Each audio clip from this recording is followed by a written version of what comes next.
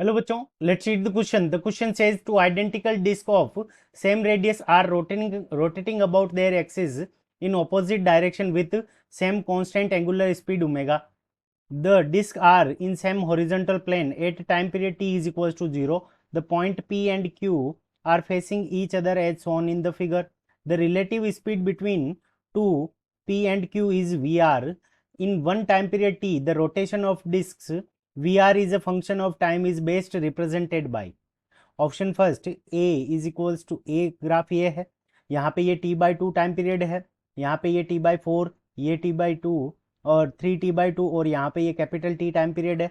We R और T के बीच में ये ग्राफ है और वी आर और टी के बीच में हमारा ये फोर्थ नंबर ग्राफ है। ठीक है बच्चों, तो time period T is equals to zero पे ये पी और पी क्यू पॉइंट दोनों एक दूसरे के सामने है और इसकी जो एंगुलर स्पीड है, ठीक है बच्चों, और ये इसकी एंगुलर स्पीड है, तो ये हमारी क्या है, क्लॉकवाइज डायरेक्शन में और ये एंटी क्लॉकवाइज डायरेक्शन के अंदर ऑपोजिट डायरेक्शन में। ठीक है बच्चों, सो इस क्वेश्चन को करने के लिए हम क्या करेंगे, की कंसेप्ट अप्लाई करेंगे, की कंसेप्ट। ठीक है बच्चों, तो की कंसेप्ट, अब की कंसेप्ट के अंदर हम क्या देखेंगे, सबसे पहले जो हमारा v होगा, v इज इक्वल्स टू हमारा क्या होगा, ओमेगा आर के इक्वल होगा। आर क्या दे रखी है, हमें रेडियस दे रखी है और ओमेगा क्या है, हमारी एंगुलर स्पीड है। ठीक है बच्चों, तो v इज इक्वल्स टू क्या हो जाएगा, हमारा ओमेगा आर हो जाएगा। और अब हम बात करें रिलेटिव स्पीड की, ठीक है बच्चों, so V R relative speed is equals to V one minus V two. ठीक है बच्चों, अगर हम रिलेटिव निकालेंगे तो V one minus V to.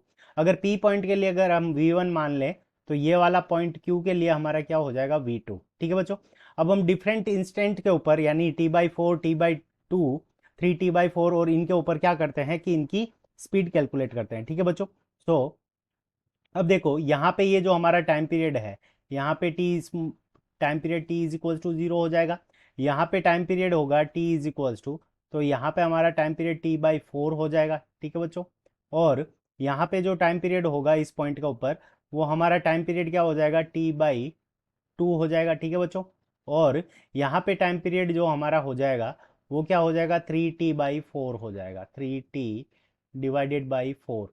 और जब वापस पी पॉइंट यहाँ पे पहुंचेगा तो यहाँ पे time period T is equal to हमारा जो टाइम पीरियड है कैपिटल टी के इक्वल हो जाएगा, वन टाइम पीरियड के इक्वल हो जाएगा। ठीक है बच्चों, अब देखो ये पहला वाला जो सर्कल है ये पी के लिए है, तो यहाँ पे T is equal to zero पर पी की जो स्पीड होगी वो इस डायरेक्शन में होगी, वेलोसिटी, और क्यू पॉइंट की जो डायरेक्शन होगी वो इस डायरेक्शन के अंदर हो जाएगी। ठीक है बच्चों, अगर हम इन दोनों की रिलेटिव कैलकुलेट करेंगे तो माइनस करना पड़ेगा, तो यहाँ पे भी v इज इक्वल्स टू क्या है, हमारा ओमेगा आर।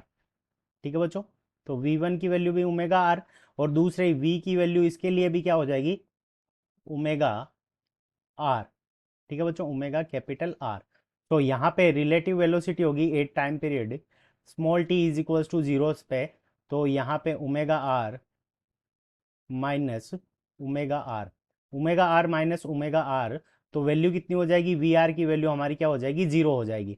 जब time period T by four होगा तो यहाँ पे पी पॉइंट की वेलोसिटी इस डायरेक्शन में हो जाएगी और क्यू पॉइंट की जो वेलोसिटी हो जाएगी वो इस डायरेक्शन में हो जाएगी।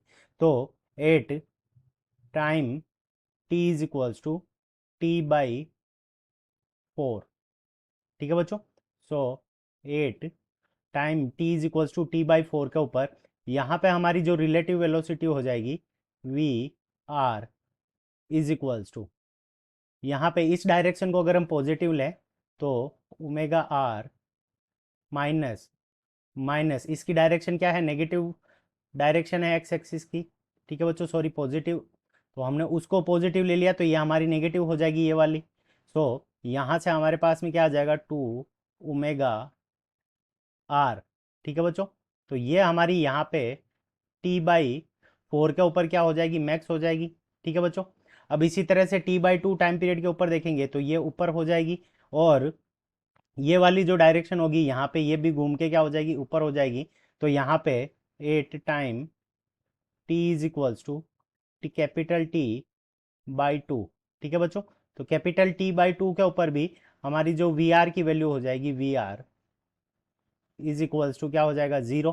ठीक है बच्चों, अब इसी तरह से जब time period T three T by four होगा तब इसकी डायरेक्शन इस डायरेक्शन में हो जाएगी और इसकी डायरेक्शन हमारी क्या हो जाएगी, इस डायरेक्शन में हो जाएगी। तो यहाँ पे एट टाइम 3/4, ठीक है, 3t/4, 8 time period 3t divided by 4, ठीक है बच्चों। सो यहाँ पे हमारी जो वी आर हो जाएगी, V R is equals to 2 omega R, ठीक है बच्चों। तो 2 ओमेगा आर, ये भी हमारी क्या हो जाएगी, मैक्सिमम वैल्यू हो जाएगी। तो ये भी हमारी क्या हो जाएगी, मैक्सिमम वैल्यू हो जाएगी। और जब टाइम पीरियड हमारा टी पे पहुंचेगा तो वो वापस इसी कंडीशन के अंदर आ जाएगी। तो at time period capital T, ठीक है, जब टाइम पीरियड कैपिटल टी होगा तो हमारी जो रिलेटिव स्पीड हो जाएगी V R is equals to क्या हो जाएगा, जीरो, ठीक है बच्चों। तो जीरो पे स्टार्ट होगी, t/2 के ऊपर जीरो हो जाएगी, ठीक है बच्चों।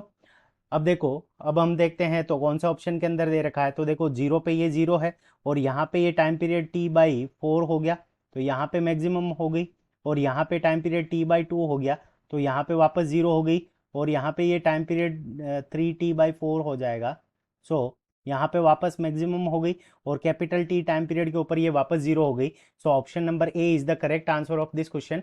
I hope you understood it well. Best of luck. Thank you.